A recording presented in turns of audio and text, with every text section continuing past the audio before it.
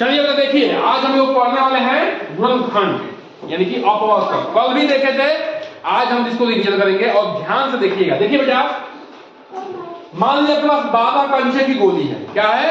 12 कंचे की गोली है।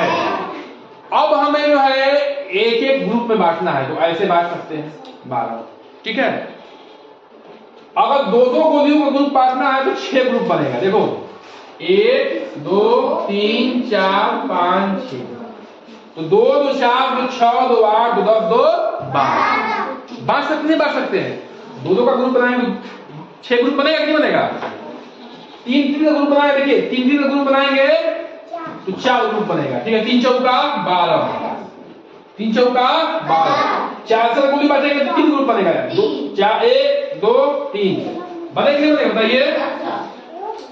4 से गोली ग्रुप बनाएंगे 3 ग्रुप बनेगा। ठीक है। 6 गोली का ग्रुप बनाएंगे तो 2 ग्रुप बनेगा, 1 और 2। और 12 गोलियों का ग्रुप बनाएंगे तो 1 ग्रुप बनेगा। लेकिन बेटा हमने इससे क्या सीखा? हमने इससे यह सीखा बेटा कि जो हम ग्रुप बना रहे हैं उसमें कोई गोली शेष नहीं बच रही है।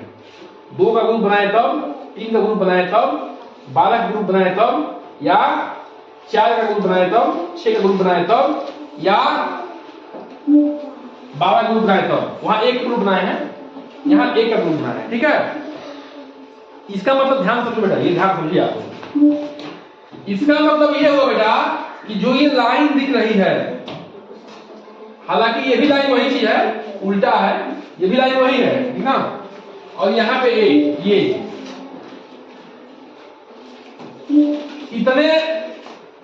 इतने का हम बांट रहे हैं। अच्छा उसका उल्टा भी, ठीक है, उल्टा कर देंगे 2 बार, उल्टा भी कर देंगे, इसको भी हम देख रहे हैं तो वही चीज है।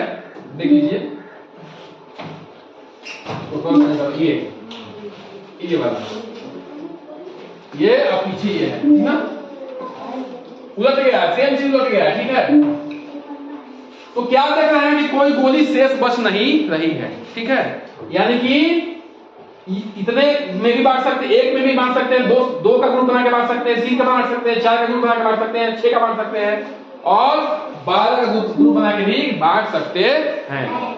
इसका मतलब ये हुआ कि हम अगर 12 में 1 से भाग दें तो भी उत्तर 0 आएगा, शेष 0 आएगा। शेष 2 से भाग दें तो भी शेष 0 आएगा, 3 से भाग दें तो भी शेष 0 आएगा, 4 से भाग दें तो भी शेष 0 आएगा, 6 से भाग दें तो भी शेष 0 आएगा, और 12 से भाग दें तो भी शेष 0 आएगा। तो बेटा जिससे हम भाग दे रहे हैं और वो संख्या कट रही है, बोलो बेटा, ठीक है, और कटने के बाद शेष 0 आ गया तो क्या है? वो उसका अपवर्तक है, गुणनखंड है। तो देखिए बेटा हम लोग क्या देख रहे हैं, जो ये ग्रुप बनाए हैं 1 2 3 4 6 और 12, ये इसका क्या है? इसका अपवर्तक है। 12 का अपवर्तक है, गुणनखंड है। इससे भाग दोगे तो 12 कट जाएगा। इसी तरह से 18 है, 1 और 18 लिख सकते हैं, 2 गुणे 9, 3 गुणे 6 18, 6 गुणे 3 9 गुणे 2 और 18 गुणे 1। तो क्या हो गया? ये संख्याएं जो हैं 18 की अपवर्तक हो गई, यानी कि गुणनखंड हो गई। ठीक है बेटा, बात समझ में आ रहा है? यानी कि इनसे भाग देंगे आप 18 में तो संख्याएं कट जाएंगी।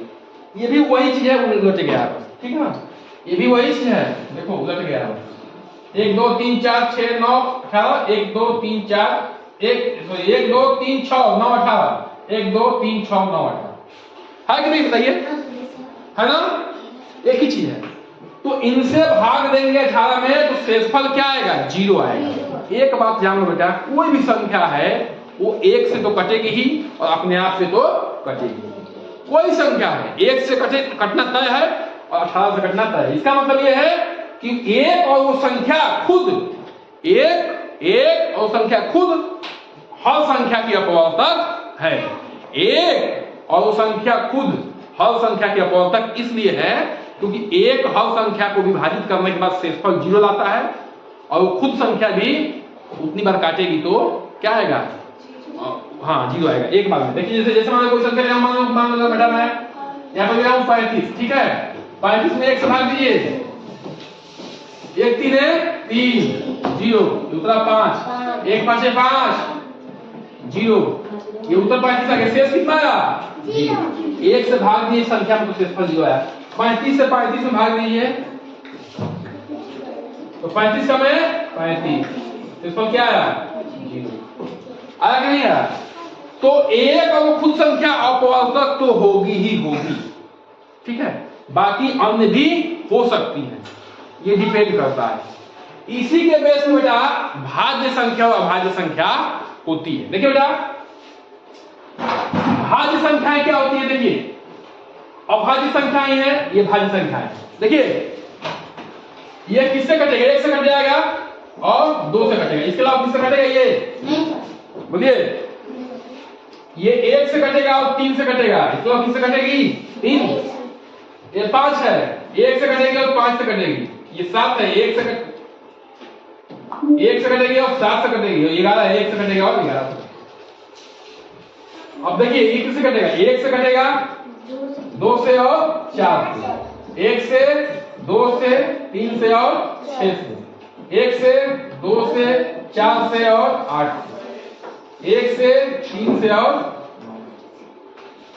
तो ध्यान समझिए बेटा, भाज्य में और अभाज्य में यही अंतर है।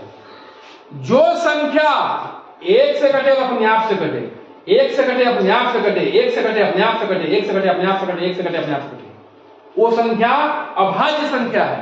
और जो संख्या 1 से अपने आप के अलावा किसी अन्य संख्या से कटे, वो संख्या क्या है? भाज्य संख्या है। ये बात ध्यान रखना है आपको, ठीक है। क्या ध्यान रखना है बेटा? कि जो संख्या 1 से अपने आप के अलावा किसी अन्य संख्या से कटे, वो संख्या क्या हो जाएगी? भाज्य संख्या। भाज्य माने विभाजित होने वाली संख्या है, ठीक है, कहने का मतलब ये। अब बाकी 1 से और अपने आप तो हर संख्या कट रही है, ठीक है।